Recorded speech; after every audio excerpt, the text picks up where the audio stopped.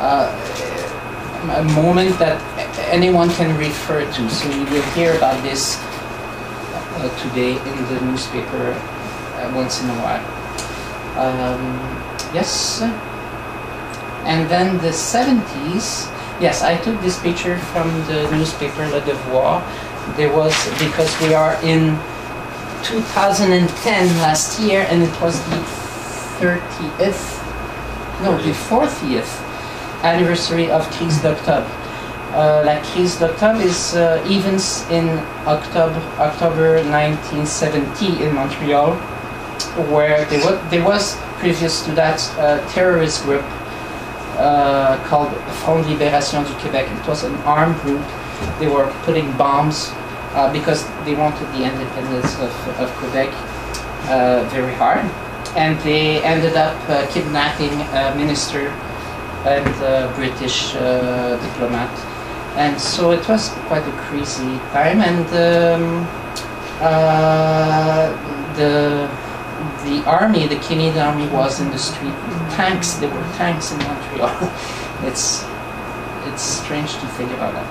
So there is a very good movie about those events, which is called Les Zorb, a very, very famous movie by Michel Brault, and you can find it with English subtitles. It is one of the most famous Canadian movies, even not just Quebecois movie, about this period of time where people were arrested, they were put into jail without accusation, and then released.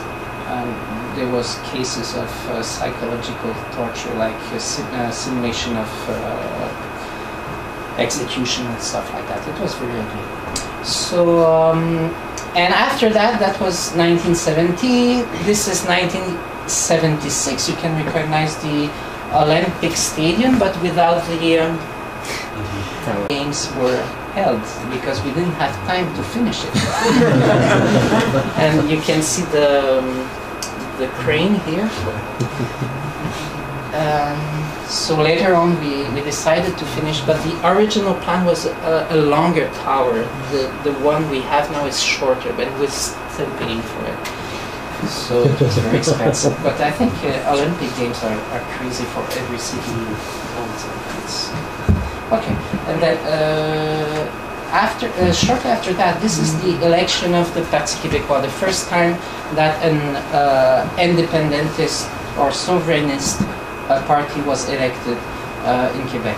And you might recognize here René Lévesque. René Lévesque, there is René Lévesque Street in Montreal, which goes, it's not very far from here. You have Sainte-Catherine, you have Maisonneuve, Sainte-Catherine, and then René Lévesque. And before that, it was named after him, after his death, but before that the street name was Dorchester, an English figure. And again, it was a big controversy when this street was changed for René Lévesque. So it was a victory. It was a very a moment. Very special moment, because at last we had one victory. All the rest was this was the logical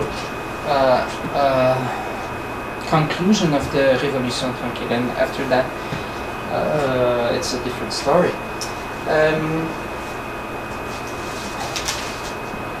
Yes, we will come back to that earlier. Now we will have to talk about the two referendums about the independence, because after Parti Québécois went to power,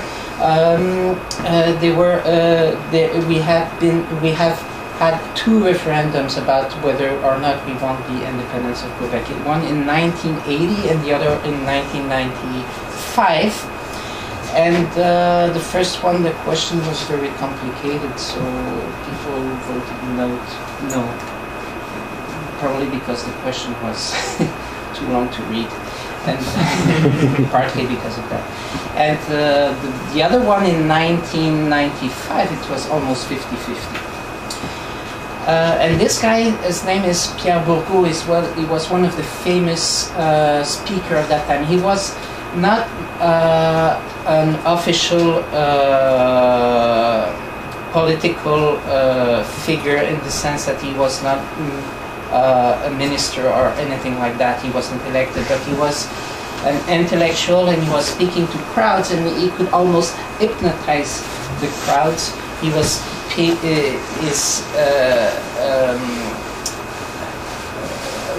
way of talking and communicating was fantastic. So he was on the yes side. He was for the independence. And his name is Pierre Bourgault, and he died recently, a few years ago. Next slide. A movie about the first referendum would be that one, Le Confort et l'Indifférence, by Denis Arcand. You might know Denis Arcand from Café Cinéma, I don't know.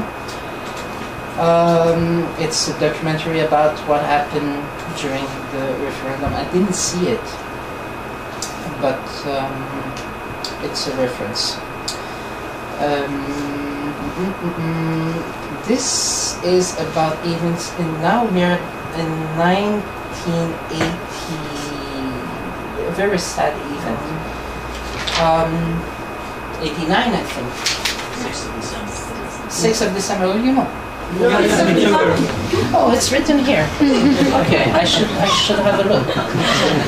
And you have also written here the name of the 14 young women who were killed by a gunman, a crazy guy, pretty much similar to what we hear once in a while from the United States, but it happened here at Polytechnic, École Polytechnic, which is on the mountain here near Université de Montréal. And what is even more insane about this is this guy, he wanted to kill specifically women, and he killed 14 of them, and then he killed himself. So this is the, you can see this plaque near the Polytechnic, and there is a movie about those events. Next slide. So, which is called Polytechnic, from a director, Denis Villeneuve. And Denis Villeneuve is the director who has presented the movie Incendie at the Oscar. He was nominated for the best foreign language movie.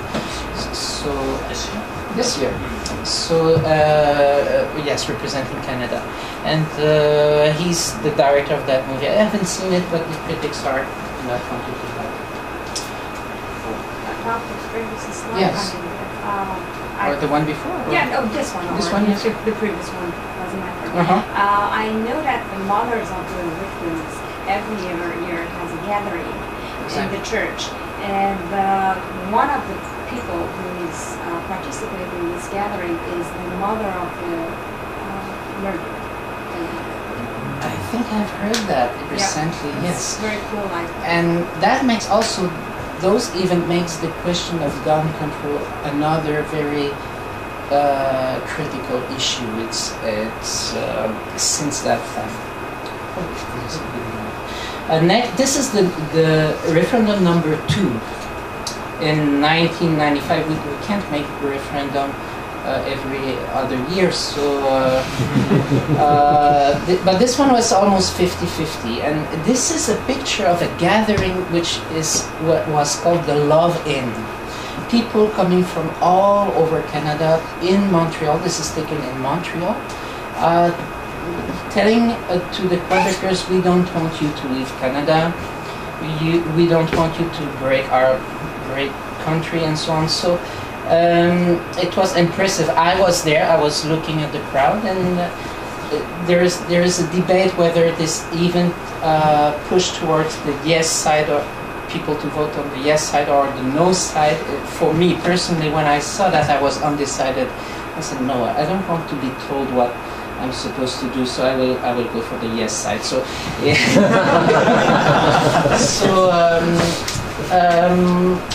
And later on, it was discovered that some employees of the federal government were being given paid holiday to come there, and they would. So it was a big mess. Yes, and after the referendum, there was this big controversy about Jacques Parizeau, who said that, oh yes, we lost the referendum, it was because of money and the immigrants. So it was not a very nice thing to say. And 24 hours later, he had to resign he was the prime minister. So it was a very, we'll talk about the politicians of today, but I didn't want to show you